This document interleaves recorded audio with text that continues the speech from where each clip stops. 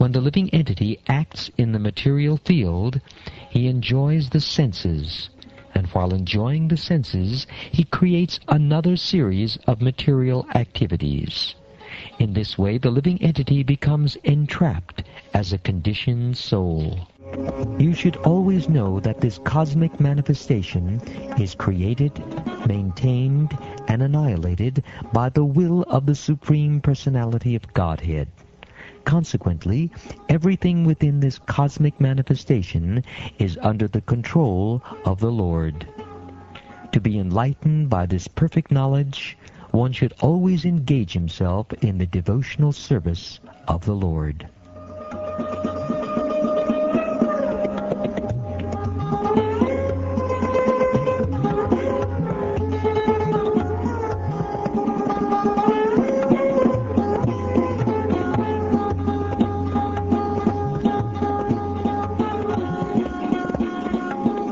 The great sage Maitreya continued, "The supreme devotee, the great saint Narad, thus explained to King Prachinabhati the constitutional position of the Supreme Personality of Godhead and the living entity.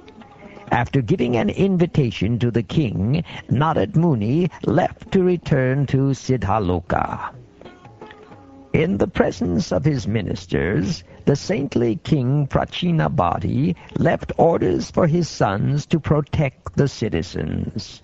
He then left home and went off to undergo austerities in a holy place known as Kapil Ashram. Having undergone austerities and penances at Kapil Ashram, King Prachinabhati attained full liberation from all material designations. He constantly engaged in the transcendental loving service of the Lord, and attained a spiritual position qualitatively equal to that of the Supreme Personality of Godhead. My dear Vidura, one who hears this narration concerning the understanding of the living entity's spiritual existence, as described by the great sage Narad, or who relates it to others, will be liberated from the bodily conception of life. This narration, spoken by the great sage Narad, is full of the transcendental fame of the Supreme Personality of Godhead. Consequently, this narration, when described, certainly sanctifies this material world. It purifies the heart of the living entity and helps him attain his spiritual identity. One who relates this transcendental narration will be liberated from all material bondage and will no longer have to wander within this material world. The allegory of King Puranjana, described herein according to authority, was heard by me from my spiritual master, and it is full of spiritual knowledge. If one can understand the purpose of this allegory, he will certainly be relieved from the bodily conception, and will clearly understand life after death. Although one may not understand what transmigration of the soul actually is, one can fully understand it by studying this narration. A desire to maintain body, wife, and children is also observed in animal society. The animals have full intelligence to manage such affairs. If a human being is simply advanced in this respect, what is the difference between him and an animal? One should be very careful to understand that this human life is attained after many, many births in the evolutionary process.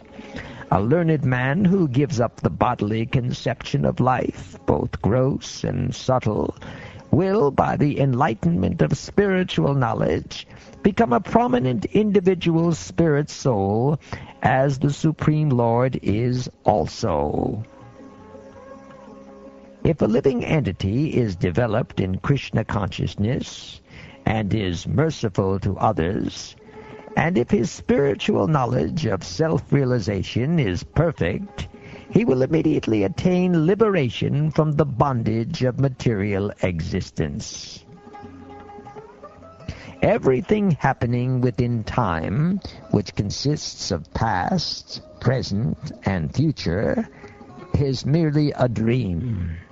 That is the secret understanding in all Vedic literature.